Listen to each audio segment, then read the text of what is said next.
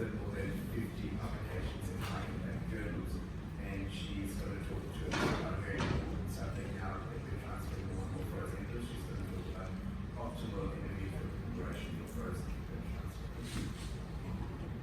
Good morning. Thank you very much for your kind introduction. And I'd like to thank the scientific committee for inviting me to speak in this wonderful conference. To be honest, this is my first time in Manila. Although I received a lot of Filipino doctors coming over to our centers to have short attachment, and I have several good friends from the Philippines.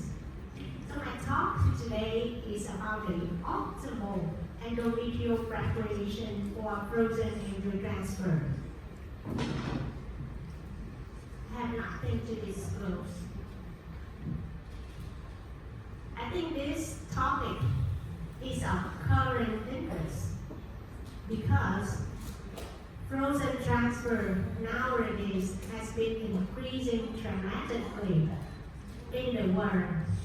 This chart shows you the data from CDC, but other registry data also shows the same trend.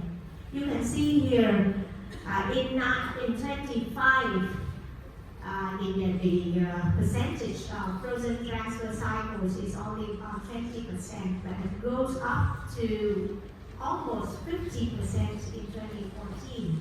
And now, it is almost, in some sectors, I know that almost 90% of the cycles are frozen transfer.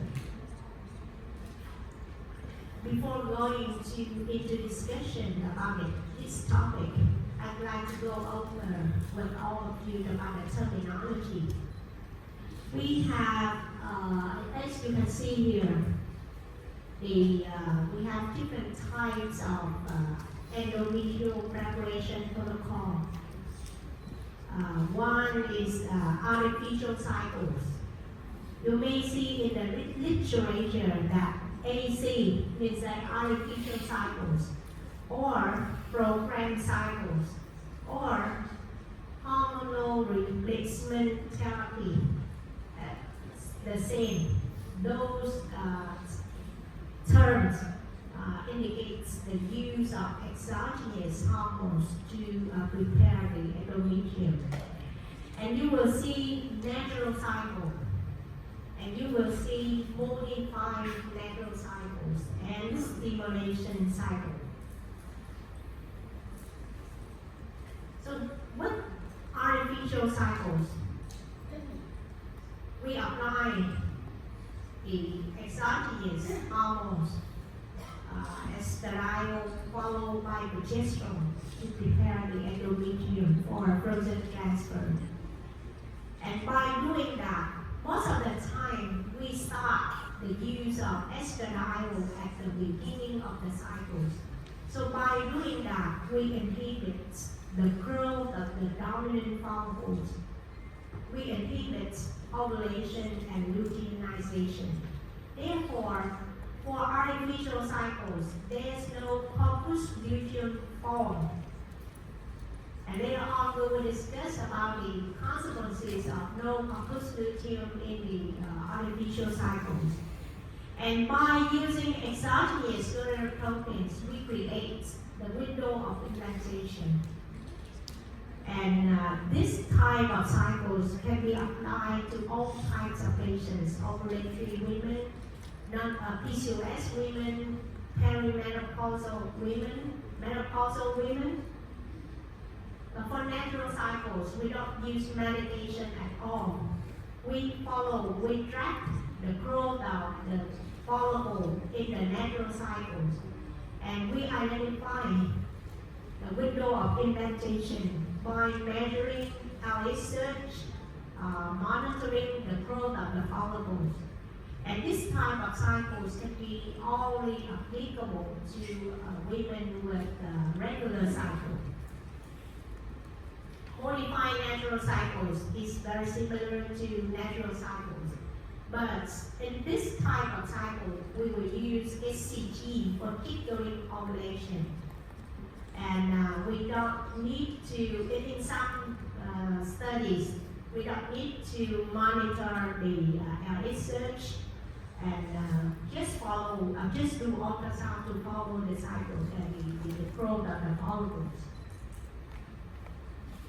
And about the stimulated cycle. So we do like a stimulated cycle for IUI or IVF. For this type of cycle, we normally use either letrozole or gonadotropin, or in fact, any type of stimulation can be used in this type of cycle. And it is usually used for ovulatory women or women with ovulatory disorder. So what happened to the endometrial preparation types? Why we have to have my talks today? Previously, we usually use artificial cycle for endometrial preparation because it's convenient for all of us, for patients, for our staff, for doctors. But recently, there's a movement calling back to the nature. So why back to the nature? Because there are a lot of studies claiming that artificial cycles, as compared to other cycles, other protocols, may result in lower live birth rate and increase the risk of hypertension, the risk of postpartum hemorrhage, and the risk of very preterm birth. Other studies published in 2022 in a very large cohort of frozen cycles, more than 14,000 cycles, saying that the artificial cycles resulted in higher early pregnancy loss and reduced the live birth rate, as you can see here in the table. What happened next? In a systematic review, meta-analysis published in 2023 by Zach and colleagues. So the authors concluded that several outcomes, obstetric outcomes, was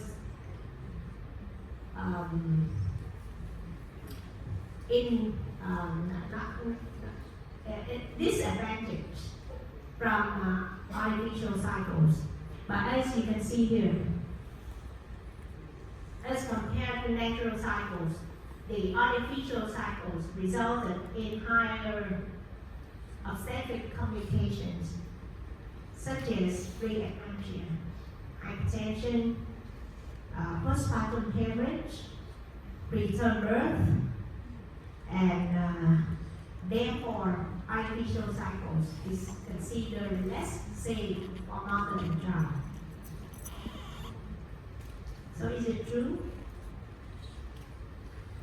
In this systematic review and meta-analysis, they included 5 retrospective register-based cohort studies, 23 retrospective cohort studies, and only 2 prospective cohort studies.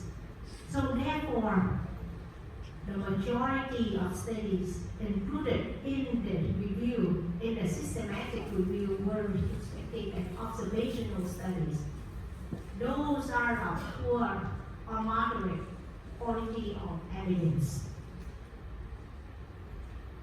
Regarding the grading of evidence, in the systematic review, we see that 2 studies have high risk of bias on the domains of confounding bias, selection bias, and reporting bias. And 27 studies have moderate risk of bias and one study of low risk of bias. And I put here in case that you don't remember the explanation of the grade of evidence. Moreover, there are some other potential biases in the studies performing to compare artificial cycles and natural cycles.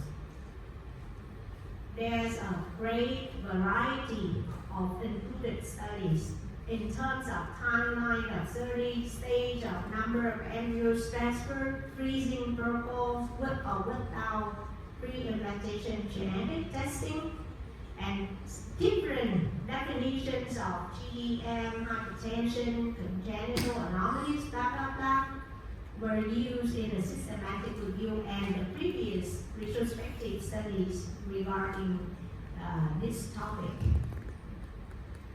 And the authors did not separate the data from situated and multiple pregnancies in 5 studies included in the meta-analysis.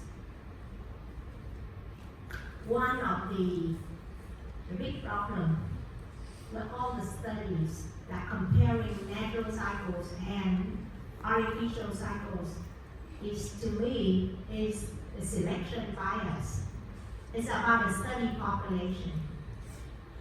All the studies, they included women with PCOS, with ovulation disorders, and they did not separate the other types of patients, such as women with adenomyosis, deep invasive endometriosis, and therefore the selection bias, the risk of selection bias in drawing the solid conclusion on the issues of complications of artificial cycles as compared to natural cycles.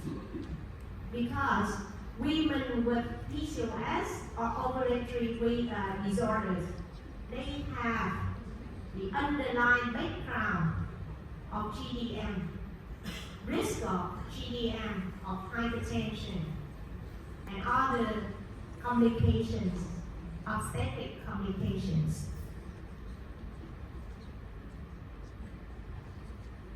So, to prove what I just said about the selection bias, you can see here in this paper, the authors concluded that early pregnancy loss per pregnancy was significantly higher with artificial cycles as compared to natural cycles and stimulated cycles. But at the same time, you can see here as well, because this is the retrospective studies. So the ovulation, the percentage of women with ovulation disorder was significantly higher with artificial cycles in this paper as compared to the other two. So it's different. It's difficult to draw a solid conclusion on the increased risk of hypertension or complications of sexual complications with artificial cycles.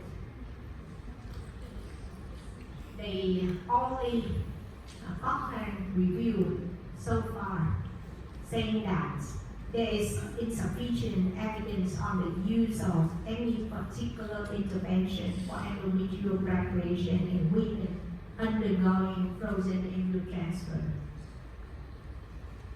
And recently, in Human Reproduction Updates, a group of authors in Italy, they reanalyzed the systematic review and meta-analysis done by Zach and colleagues. They try to explore the causal relationship between the artificial cycles and the risk of obstetric complications. And what they found is that there's only the risk of hypertension maybe of convincing evidence with artificial cycles as compared to natural cycles. So what is the evidence? In summary, what is the evidence up to now? I must say that none of the protocols is better than the others. So before I come here to present, because Dr. Ivan, he was talking about AI, artificial intelligence, and it was so impressed to me. So I just checked on ChatGPT. I asked, what is the optimal endometrial preparation protocol for frozen transfer? Just recently, just before I come here. So it says that none of the protocols is better than the others, according to evidence-based medicine. You see? So then we must follow the evidence-based medicine practice nowadays. I think we should raising awareness about the impact of treatment on pregnancy health is of fundamental importance. I'm sure raising about the risk of hypertension is very important. However, we need to elucidate the causal relationships between the preconceptional conditions of the women and the risk of the exposure risk. Therefore, more good quality studies are awaited.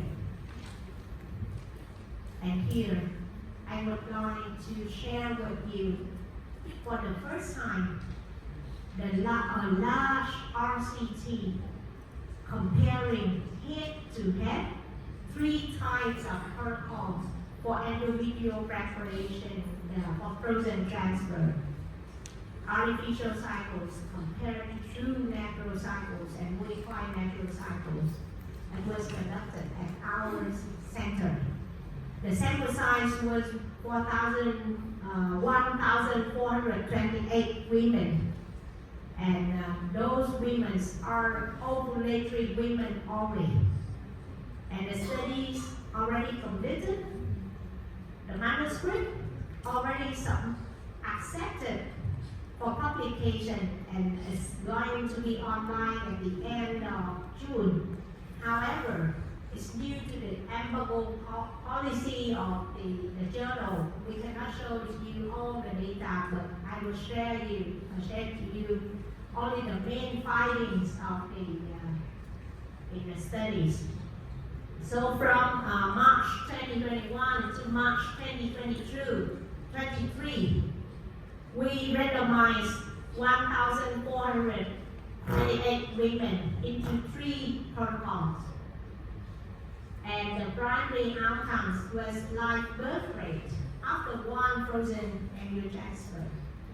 And these are the main findings. Regarding live birth rate, there was no difference between the 3 protocols. So the efficiency of the 3 protocols were similar. And look at the risk of the percentage of gestational diabetes mellitus per live birth. We can see here again no difference between the 3 protocols. Regarding hypertension, I must agree that there's a trend of increasing risk of hypertension with artificial cycles as compared to the other 2. But because the power was calculated to compare the efficiency between the 3 types of protocol, not to compare the complications or the hypertension risk between the 3 protocols. So I must conclude that the maternal and neonatal outcomes did not differ significantly between groups because the power to detect the small difference of hypertension was limited. From the clinical point of view, I put a summary table here for you to see the comparison between the three protocols. True natural cycles, modified natural cycles, and artificial cycles. For true natural cycles, we can use for regular women with regular cycles. Modified natural cycle, we can use for women with regular cycle. And artificial cycles, we can use for all types of patients. Regarding the number of visits or monitoring, I must say that for true natural cycles, more visits, more blood tests, more ultrasounds as compared to the other two.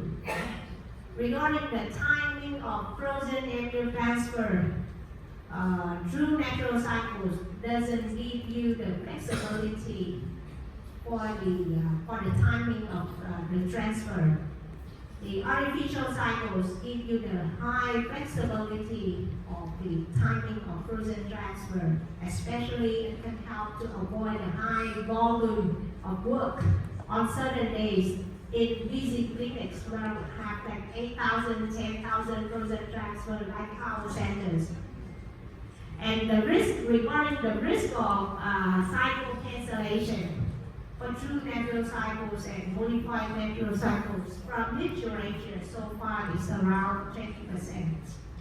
And the artificial cycles has a lower risk of cancellation. But if we look at pregnancy complications, up to now, I must say that there's an increased risk of hypertension for artificial cycles as compared to the other two. So in conclusion, we need to individualize, because this session is individualized of ART treatment. So I must conclude that individualization of endometrial preparations is the one that we should practice to choose a optimal endometrial preparation protocol for frozen transfer. We need to have a comprehensive view considering all factors such as patients' characteristics, the convenience of patients, of staff, the flexibility, and the affordability. And we need to balance between efficiency and complications. Last, I would like to mention that more good quality studies are still awaited to draw a solid conclusion on this topic. Thank you very much for your attention.